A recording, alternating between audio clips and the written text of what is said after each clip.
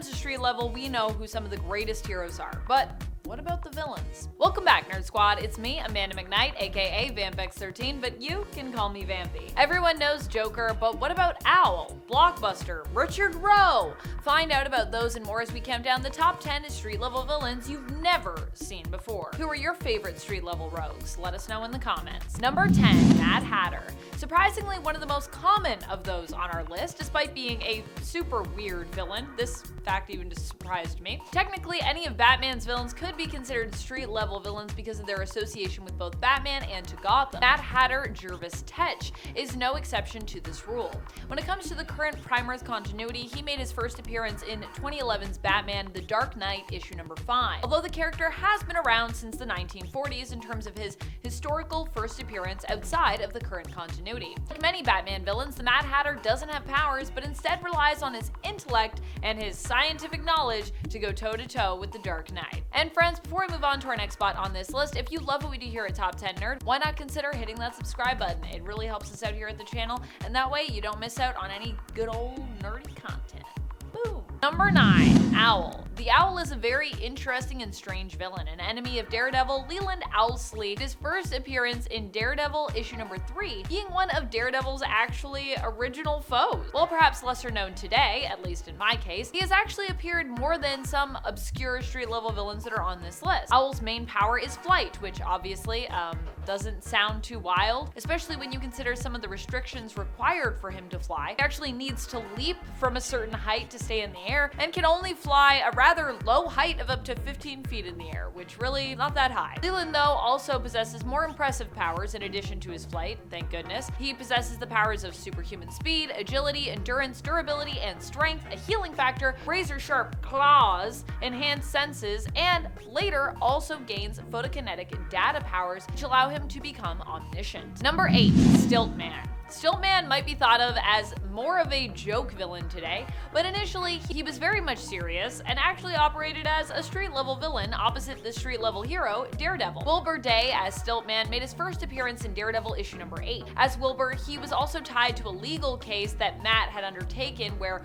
Wilbur, who was Stilt-Man, had stolen his boss's technical designs, claiming them for his own, and attempted to sue him for ownership. Yeah, I don't know how he thought that was gonna fly, but it didn't work out very well for him. These designs were of course used to build his stilt. Stilt-Man has no powers, but instead possesses his powerful Stilt-Man battlesuit, which shields him somewhat from harm and whose telescopic legs can be removed in pieces if parts of them become damaged in battle. Although honestly, I feel like having stilts for legs, it's not a great strategy as a villain, but hey, Stilt-Man tried to make it work. Number 7, Lady Bullseye. We all know Bullseye, but do you know Lady Bullseye? Lady Bullseye is an assassin who at a young age was actually incidentally, though not necessarily intentionally, saved by the villain Bullseye, and therefore grew up idolizing the killer, wanting to become a killer just like him. Lady Bullseye also has a close attachment to the Hand, having trained with them from a young age, and being told she would actually one day lead the organization herself. Of course, I get a lot of inspiration for street-level villains from Daredevil's roster because he has so many that are lesser known, but that honestly are also pretty great, Lady Bullseye being one of those villains. However, she has also tangled with other heroes like Jessica Drew's Spider-Woman in the past. So, like some other villains listed here, she isn't mutually exclusive to being a Daredevil street-level villain, just to be clear.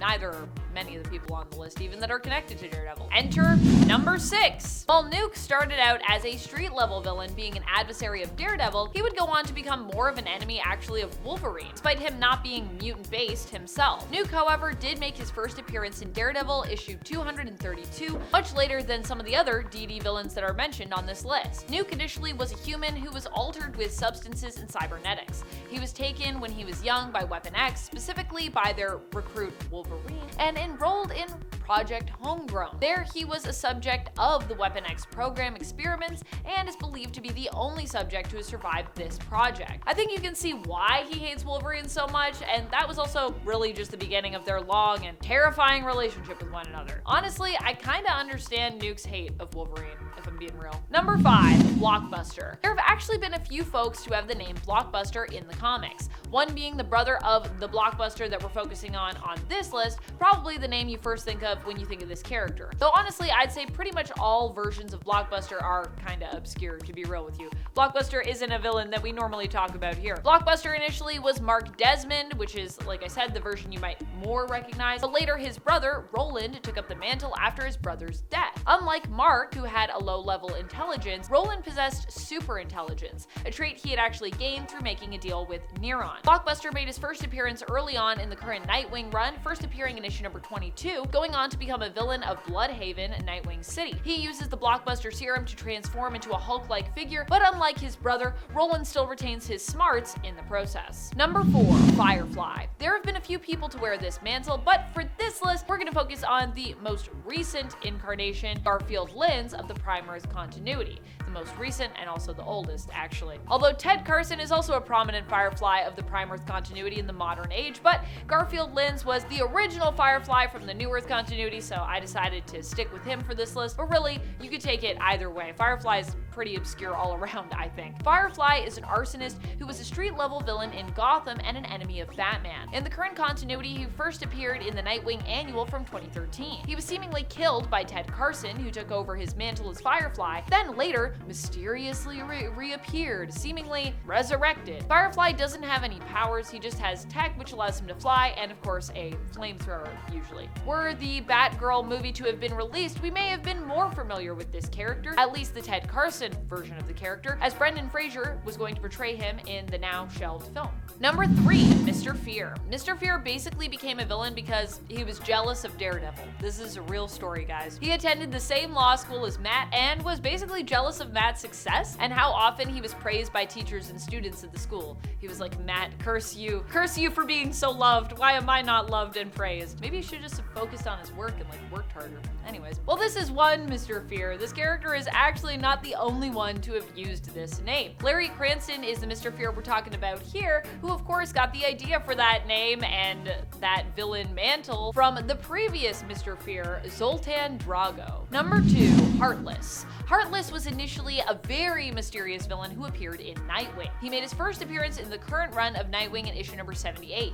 I gotta be real with you too, he's actually a really scary new villain. While initially mysterious, we'd come to learn that Heartless was actually a childhood acquaintance of Nightwing's and was even at the circus the night Dick's parents, the Flying Graysons, perished. He's basically the idea of what Bruce could have become had he been a complete sociopath. Heartless is significantly cybernetically modded, and his body therefore quickly depletes one of his few natural major organs left, his heart. As a result, he is sustained by the hearts of his victims, hence how he got the name Heartless, both for his personality, his need, and of course his MO as a heart thief.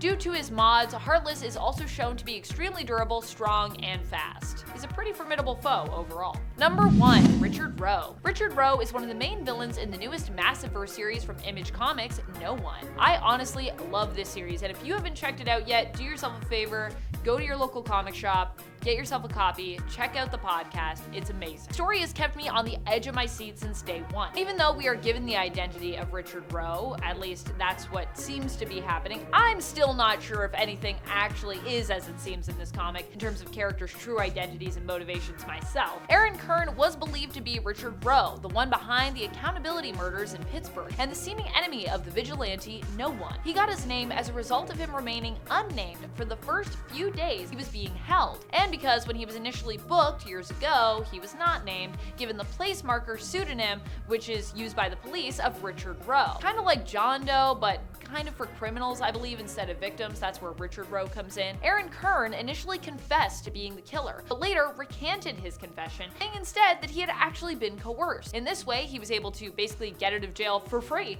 as there was really no real physical evidence to tie him to the case, other than, of course, I guess, his initial confession that was holding him there, but of course, once he was like, that wasn't real, they basically had to let him go. His father, former assistant to the chief of police, Ben Kern, however, is convinced that his son is guilty and worries that now free, Aaron will kill again. That's about it. Until next time, you stay nerdy, YouTube.